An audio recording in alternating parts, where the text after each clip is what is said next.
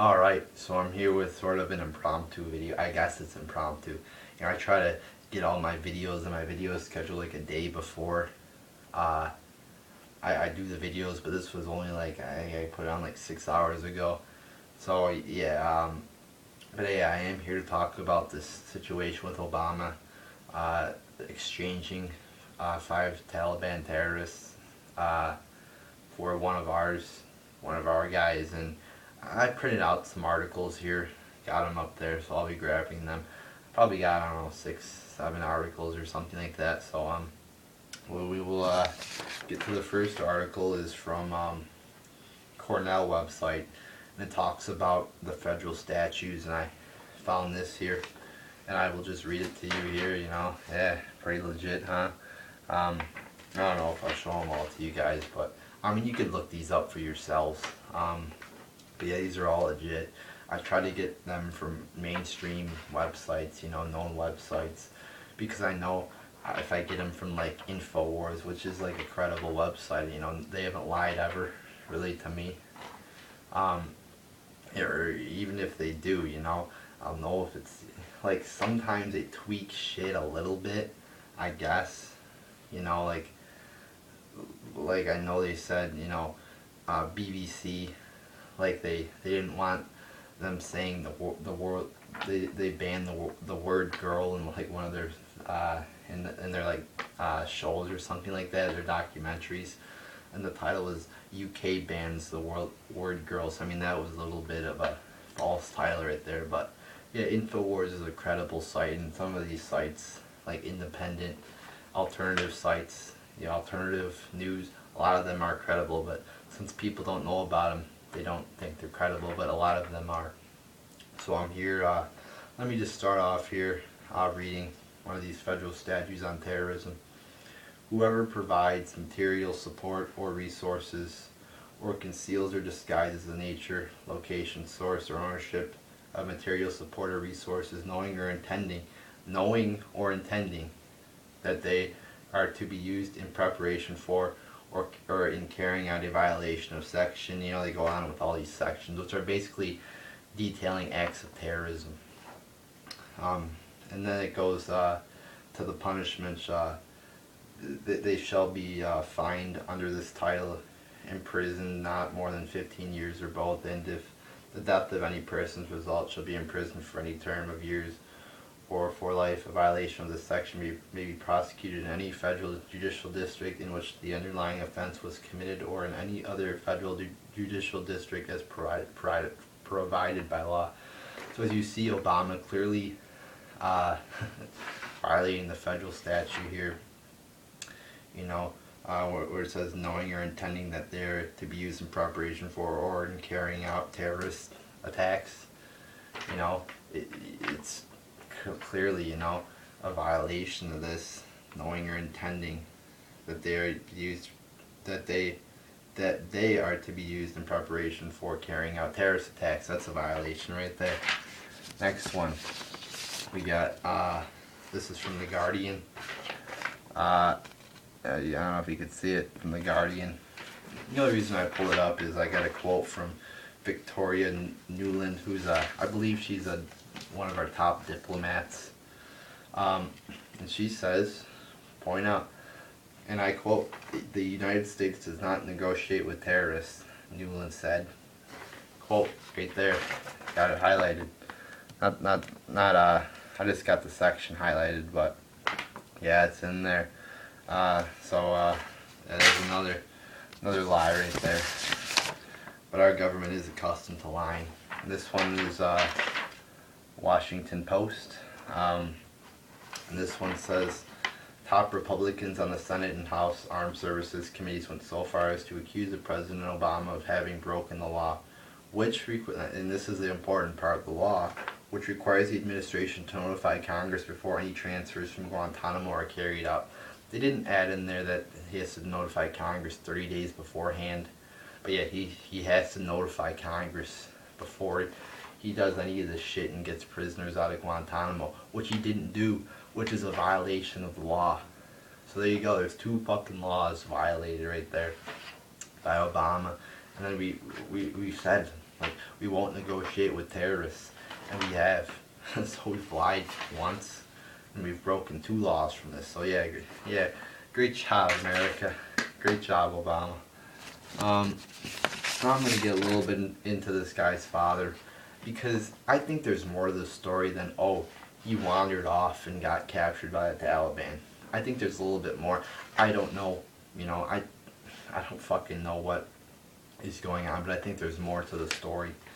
And this one basically says, I don't know, Bergdahl, is that his name? Said that Bergdahl, referring to his father, I'm assuming here, Bo's father, said that Bo was having difficulty speaking English after so long in captivity, facing the cameras and addressing his son in Pashto, which is an Afghanistan language, one of the Afghanistan languages. So his father knew an Afghanistan language. So he said in Pashto, "I'm your father, Bo." And then it goes on to say the elder Bergdahl had been learning Pashto, the language common to the Taliban fighters. It says in the hope of communicating directly with his son's captors. I don't know why. Maybe it was, but he didn't know an Afghanistan language, and I do have a picture of him. And yes, this one's from LA Times. I don't know if you can see the web address on the bottom, but it is LA Times. And my printer's black and white, so it's sort of hard to see. Maybe I can, here we go. Here's a better picture of it here. His dad. See it in the middle, his dad, so. This one tells a tweet that he sent. This one's from, I think, the Mercury, I believe. Yeah, I believe this one I got, no, the Guardian, I don't fucking know.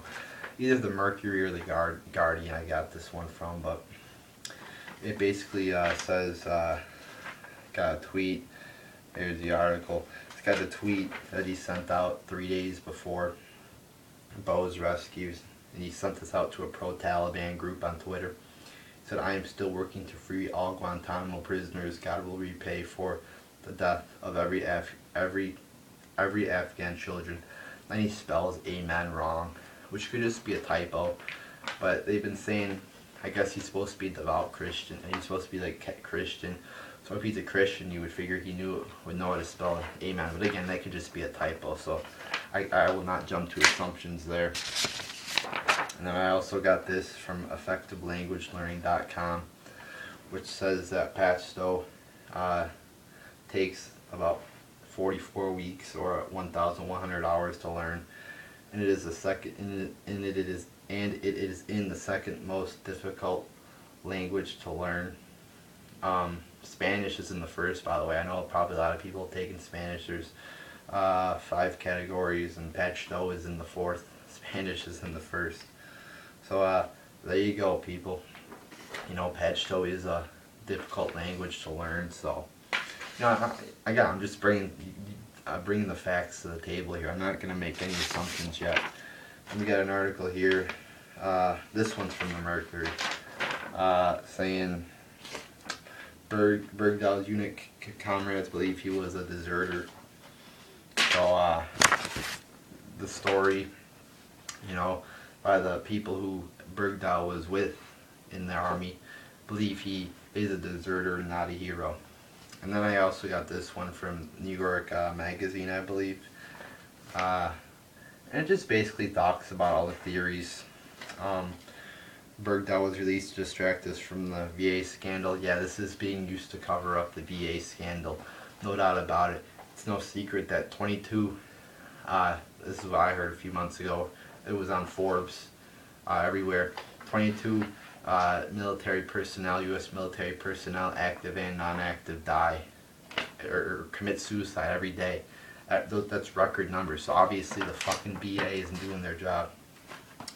Bergdahl was released to distract us from new EPA regulations. I don't know about that, but the government will use a lot of stories like the Malaysian airplane to distract us from real issues in the world, like the Ukraine situation.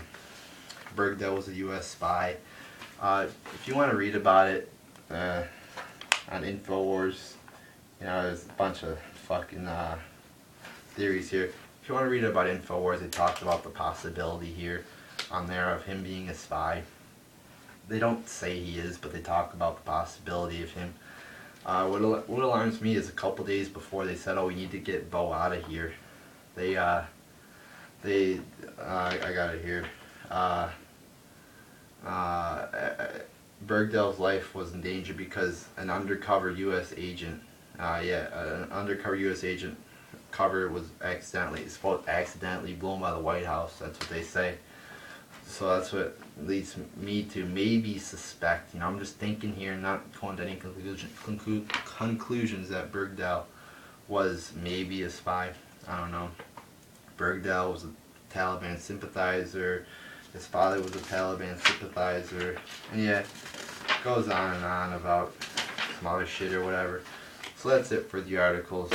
So obviously, Obama did break law, so I do not agree with this situation or this decision to let Taliban terrorists go. And these are supposedly high up in, big Taliban guys or whatever. I don't know how dangerous they are. I mean, even the New York Times admits that terrorist plots are hatched by the FBI. So a lot of these terrorists, are fucking by the U.S. government. 9/11, I believe that Al Qaeda did not do that. I don't think this is gonna hurt us. I don't think these people are gonna do terrorist, attacks on us. Maybe you'll see, a false flag terrorist attack by our government, but I don't think these people are gonna do it.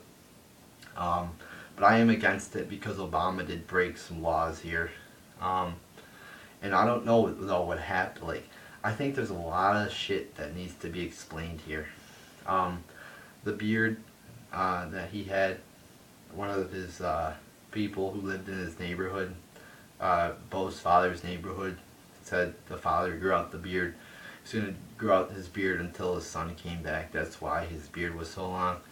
So, I tend to believe her because she knew him and was by him. So, again, I don't fucking know. I find it hard to believe that he just walked right off into the fucking desert, knowing that he was going to get captured or something bad could, a big possibility of something bad could happen. I find it very hard to believe that he just walked right out into the desert, left his gun. I heard, I don't believe that. I think there's more to the story than that. Or, he might have been a little crazy in the head maybe, but I don't believe that he just walked right off in the desert. And if he was mentally with it, I don't think that happened. But if he was, maybe he had some PTSD, some mental problems from the war.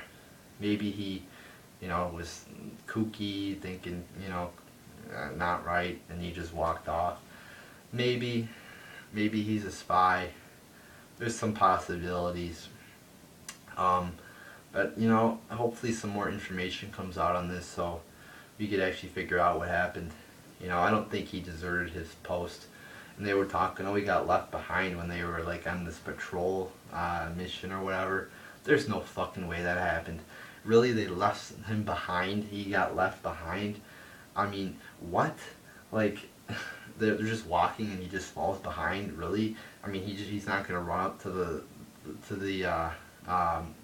front of the line or wherever he needs to be, or he's not gonna, hey guys, wait up. I mean, come on, I think that's pretty illogical. But I don't know. I'm open to pretty much all theories on this. And I don't know what happened, but I do disagree with Obama's decision to let these Taliban go because it's against the law. You cannot follow the law just when it's convenient for you. You have to follow the law all the time, every fucking day, every fucking hour of the of the fucking day and week, year, whatever. Always have to follow it. You cannot make exceptions, no matter what, to break a fucking law. So there's my thoughts on that, and there you go, people.